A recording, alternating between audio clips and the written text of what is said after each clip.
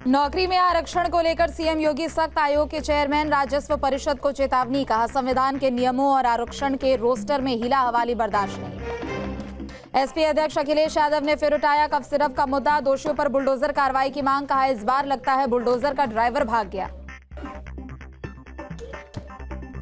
मेरठ में फर्जी बैंक खाते खोलकर ठगी की वारदात का खुलासा। 3 शातिर आरोपी गिरफ्तार। 1000 रुपए रोजाना कमाने का देते थे झांसा। आगरा में सरकारी जमीन को कराया गया कब्जा मुक्त। अवैध निर्माण पर चला प्रशासन का बुलडोजर। पीड़ित ने नक्शे में फेरबदल कर जमीन को नगर निगम की दर्शाने का आरोप लगाया। और लखनऊ के शहीद पथ पर लपटों का तांडव। चलती कार बनी आग का गोला। बाल बाल बची 2 लोगों की जान। बोनट से धुआं निकलते ही चालक ने रोकी थी कार। आपके मोबाइल पर तुरंत आएगी ब्रेकिंग न्यूज। स्क्रीन पर सबसे पहले दिखेगी बड़ी खबर।